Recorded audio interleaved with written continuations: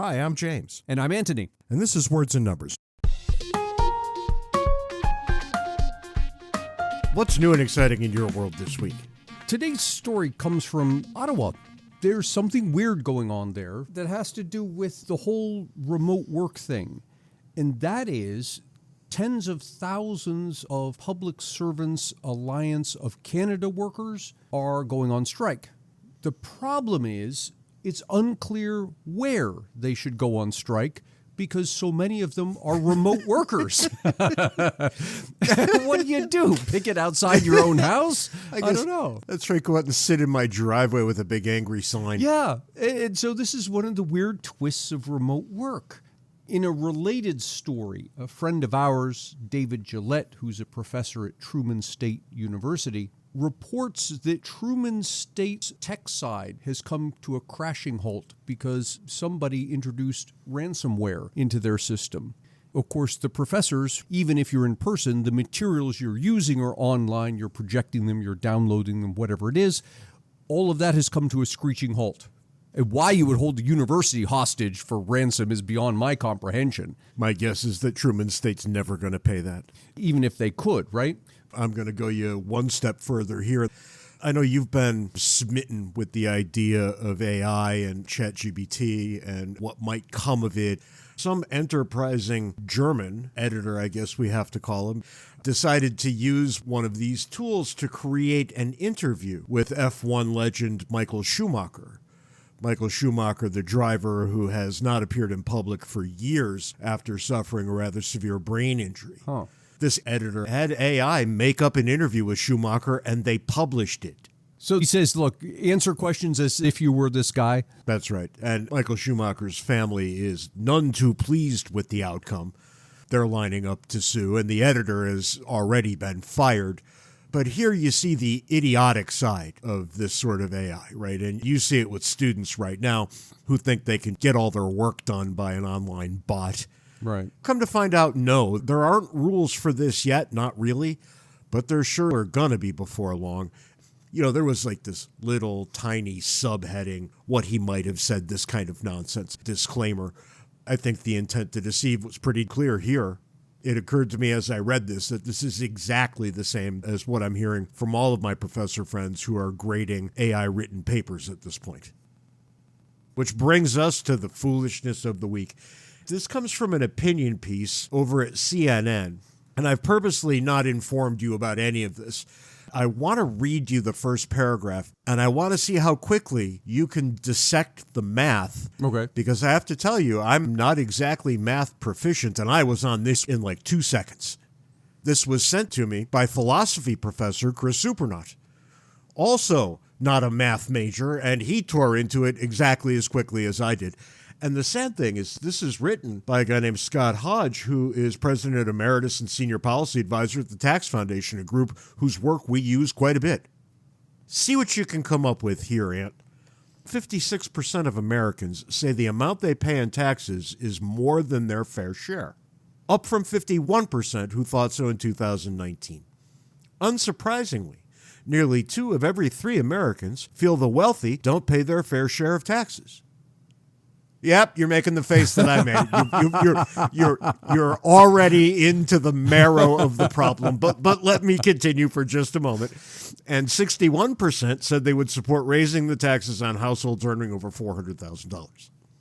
All right, 3, 2, 1, go. Yeah, what about the 2/3 thing? What is this? If 56% of Americans say they're paying too much, but 2/3 think that the wealthy aren't paying their fair share, we've got a bunch of wealthy people who don't know they're wealthy. That is the only conclusion you can come to from those numbers. What in heaven's name is wrong with these people? Well, see, the thing is, it's always the other guy. When I think about the rich should pay their fair share, I'm always thinking of the other guy. He should pay more. No matter how wealthy I am, I'm really only thinking about people who make twice as much. And that's how you get runaway government. That's right. It's right there in the numbers. 56% of Americans know that they're paying too much. Now, I can already tell you that that's not right, because 56% of Americans aren't paying federal taxes. The number is roughly 75% of federal income taxes paid by the top 10%. The top 10% are paying 75% of the income tax. So if 56% of Americans think they're paying too much, we got a bunch of people in that group who are literally paying nothing or less than nothing, and they think they're paying too much. Right. And this is straight out of a Pew Research poll. Hodge used Pew, as we often do. In people's defense, part of the problem here is the convoluted way we do taxes. It comes out of your paycheck, and then when you go and file your taxes, you get money back, and it's unclear to pretty much everybody how much you actually paid, if indeed you paid at all. You may have actually received back more than you paid in. And I meet these every year who say, I pay taxes, they take it out of my paycheck. Right. No, that's not indicative of you paying taxes. How much are they giving you back? How much did you get back, and what transfer payments did you receive? Yep. And once you look at that, we got a big group of people who pay nothing or less than nothing. And given these numbers in this article, they think they're paying too much. We should take a moment to encourage our listeners to apply to the week-long seminar. Hold the phone, because we're going to get 100,000 applications now. This is limited to graduating high school seniors who are going to college and returning college students. And this is at the Stevenson Center at Wabash University. The week-long seminar, well, I say week-long, it's 5 days. It's all expenses paid, the room, the board is handled, even your travel to and from is handled. This is at no cost to you. James will be there, I'll be there, and 3 other faculty who have appeared on Words and Numbers. That's great, right? The rest of the faculty there, Words and Numbers guests. That's right. Howie Beecher, Rob McDonald, and Clark Neely. We should bring microphones to this event and interview everybody all the time. Actually, we will do that, yes. But if you've got a young person in your life, or if you are a young person going to or returning to college, you should absolutely come. It doesn't cost you a thing. You get to hang out with all of us. It will be, I guarantee you, a fantastic time. To apply, there'll be a link in the show notes. Click on that and do it soon. The deadline is what, James, May 5? May 5. And you will hear back by May 10. So the sooner you get your application in, the sooner you will hear back in a positive manner. You don't want to be competing for the last bunch of slots. Do apply. We would love to meet you. And if you have children or nieces and nephews and the whatnot, get them wise to this and send them off to meet us. And we will talk to them for 5 solid days. For one-stop shopping for all things James and Ant, visit our website, wordsandnumbers.org.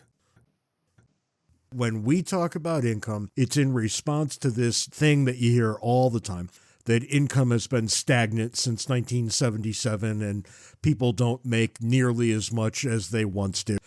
And looking around, you know that's not true. We live in better houses, we drive better cars, we live better lives, we're healthier. Every marker that you can think of since 1977 has improved. And it turns out that income might be a lot more complicated than even we thought at first. It is, and what got me thinking about this is a discussion I had with someone, if you want to call it a discussion, on Twitter recently.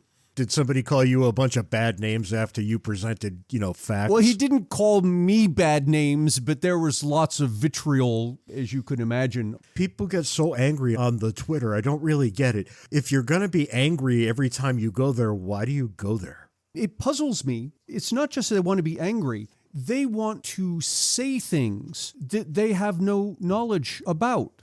And they're going to say these things vociferously, which I don't get. Why would you pick some area of expertise that you know nothing about and start spouting forth and saying, no, this is the way it is? It would be like me going to a neurologist and saying, no, that's not how you perform brain surgery. But I'm willing to say maybe I don't know enough about income. Well, it turns out that the question, what is America's income?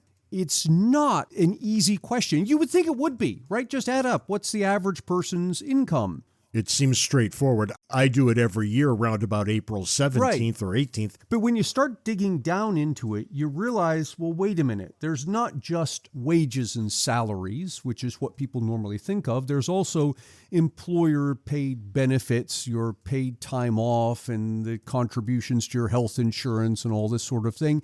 And then there's income that people get from interest, from capital gains, from rent.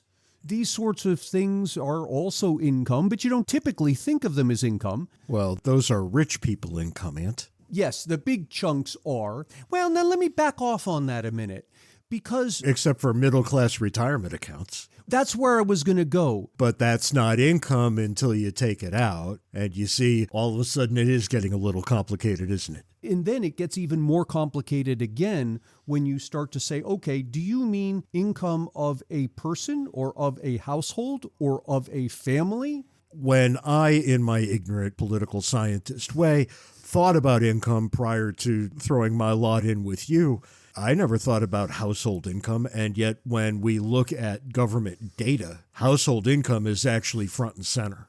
Yeah, it tends to be quoted more often than the other measures. Okay, now it's complicated again because my children start to earn an income and my household income expands, and then they do what children do and they leave. That doesn't really mean that my income has taken a hit at all, because it wasn't like I was keeping the money. The house is a gigantic fixed cost. When you add one more person in the form of a child, the food budget goes up and all, but that's really about it. There's not a giant enhanced cost per child. Yeah, and I think that's the key answer. There is no correct metric because this thing that's so easy to say, income, actually is so complicated that one metric isn't going to satisfy. You got to look at it from all different perspectives.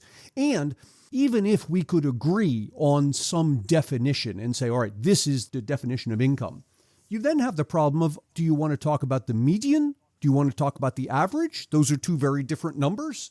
Each one communicates something different. And you see, now you're back to the same problem again. What is income?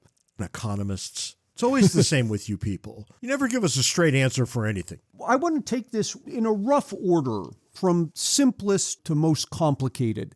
Talk about people's income, and we'll talk about the numbers here.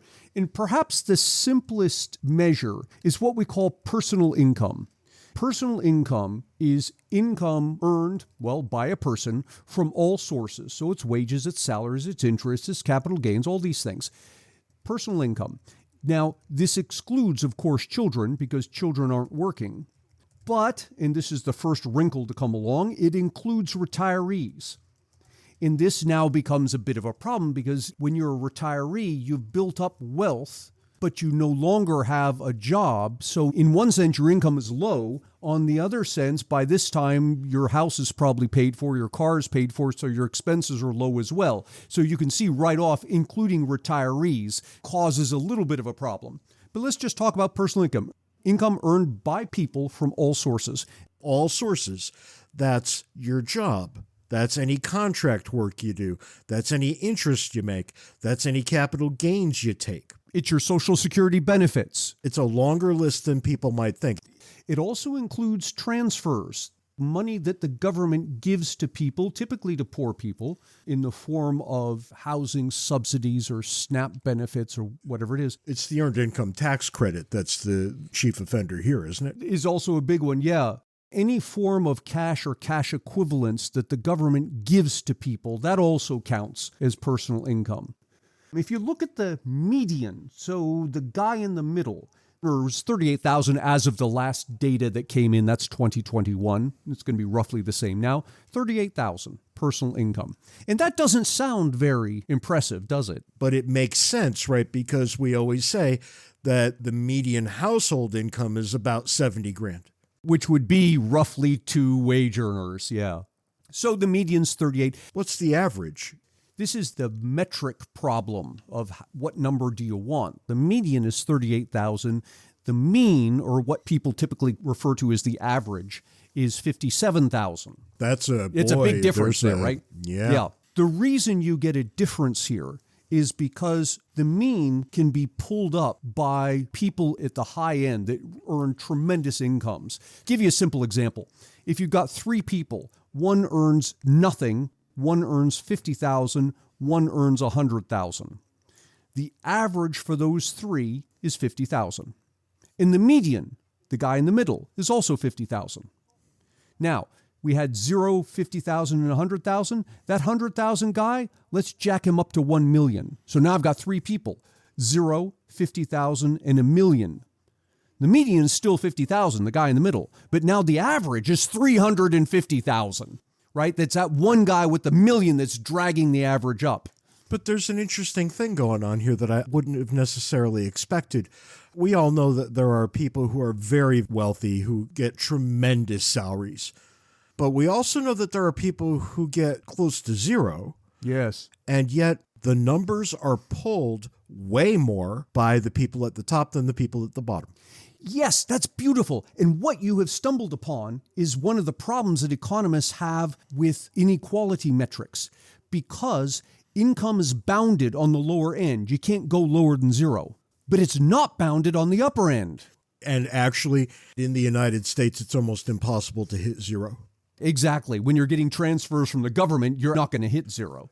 It's endlessly interesting to me that the numbers are skewed by the rich, and people are going to get all worked up about it. But how is that not great news? It is great news because one of the things you have to realize is as people's incomes rise across the board, as everybody's incomes rise, you necessarily are going to get an increase in inequality, because there are going to be people at the end who are now rising, faster than everybody else. All of your numbers are going up. Or think of it the other way. If you pushed everybody down, you'd get less and less inequality because of that lower bound of zero. You're pushing people down, but people can't go below zero, so necessarily you're squeezing them all together. One other thing I want to point to here with personal income, the real median personal income, real means adjusted for inflation. Look at the guy in the middle. His income is up 45%. That's real. So it's 45% more than inflation since the 1970s, and actually up 10% more than inflation over the past 2 decades. We've got wages, salary, interest income, capital gains, rental income. All of those things are incomes that are coming from market activities, but then you've also got Social Security benefits. You've got any kind of transfer from the government, welfare payments, SNAP payments, things like this. All of that is the personal income. But you've missed a big chunk of it because you also get employer-funded benefits. Your health care from your employer, your retirement account from your employer, anything your employer contributes that's not salary but that you would have had to pay money for. If we're going to talk about income, fine. If we're going to talk about compensation, fine. But understand that this is yet another complicating factor.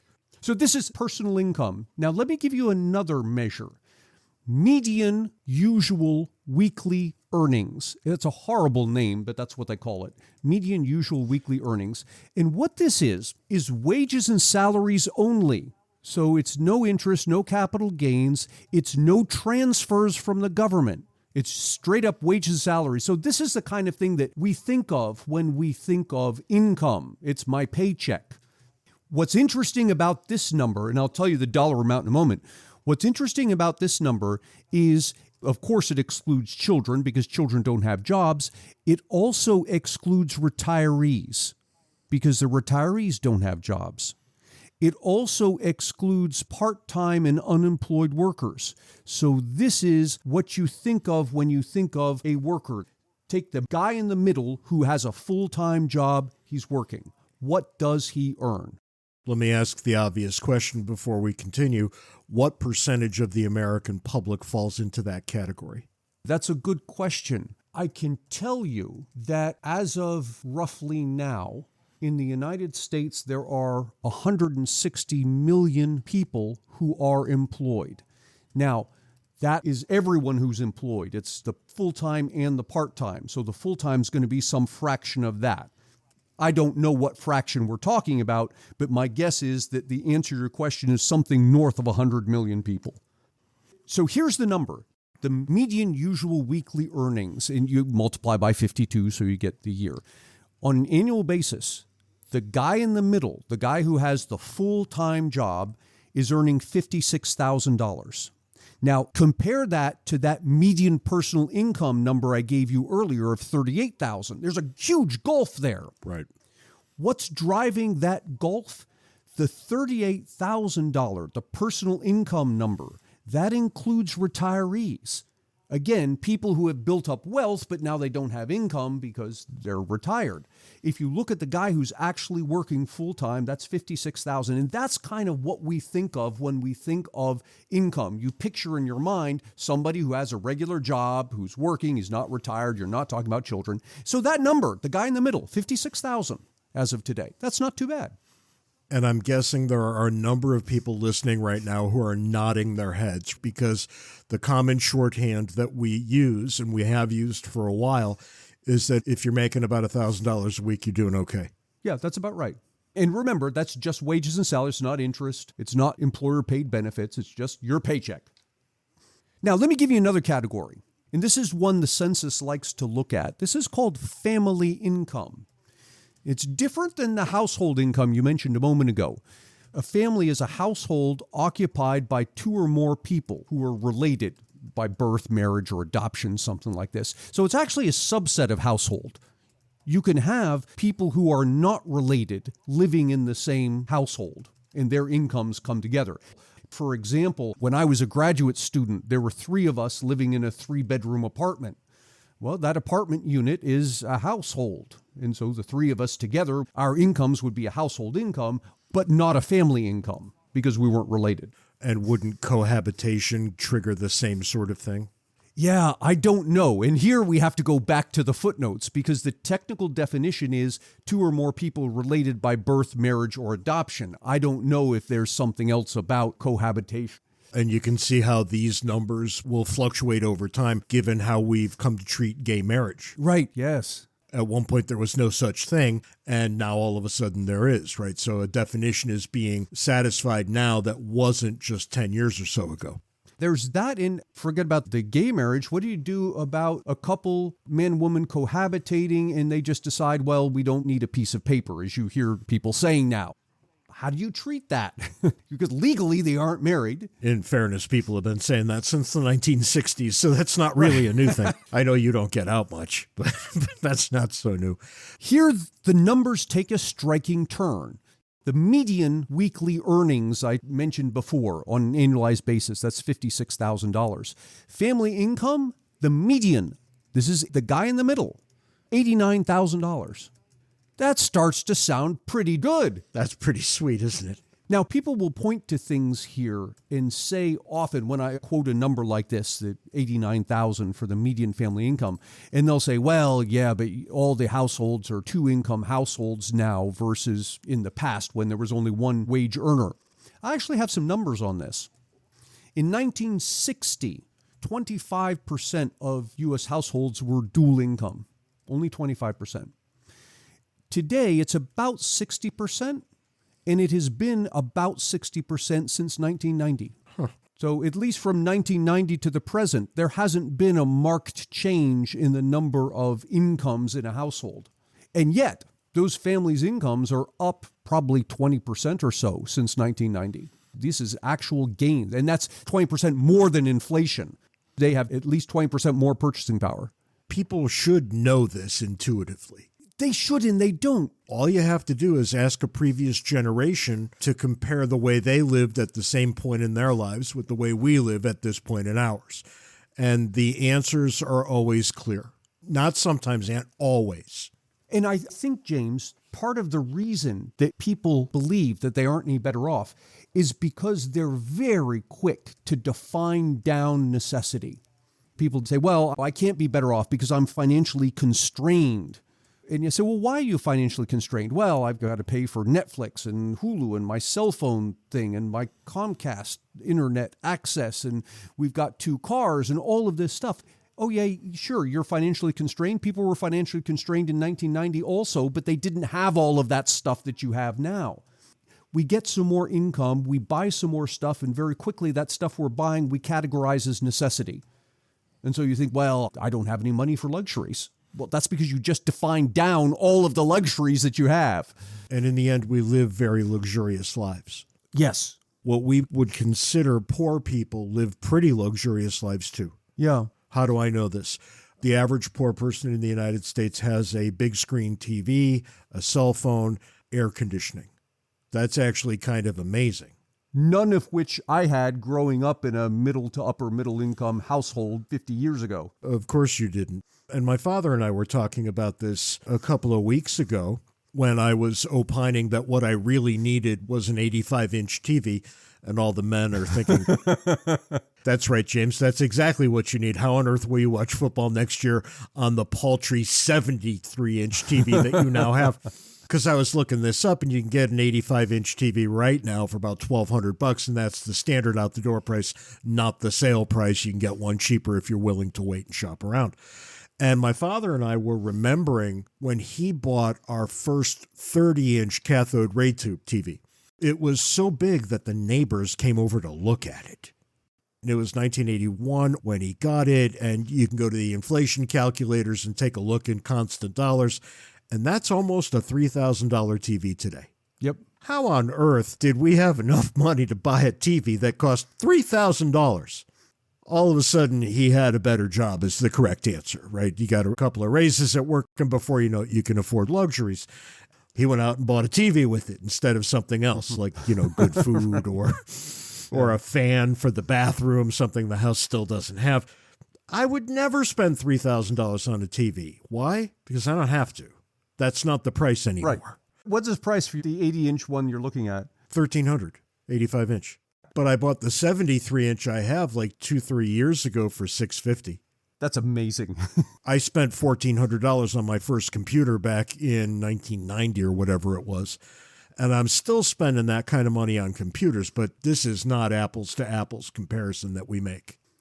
Let me round out my list of definitions here. So we had personal income, that's income earned from all sources combined, and the median is $38,000.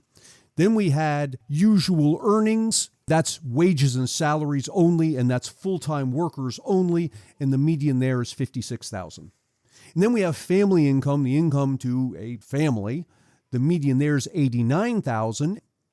And now we've got household income. This, of course, includes families, but it also includes people living in the same household or housing unit who aren't related. And the median there is $71,000, less than the median income for families. And I'll give you one more now that we've talked about household income. So median household income is $71,000. Median household market income. So we've got two measures here, median household income and median household market income. Median household income is income from all sources, and that includes government transfers. Median household market income is income generated from market activities only. So their interest counts, capital gains counts, wages, but no government benefits, no Social Security, none of that business. That number is $64,000. So it's kind of interesting. The median household's earning $64,000 from the marketplace, and then an additional $7,000 in the form of transfers from the government.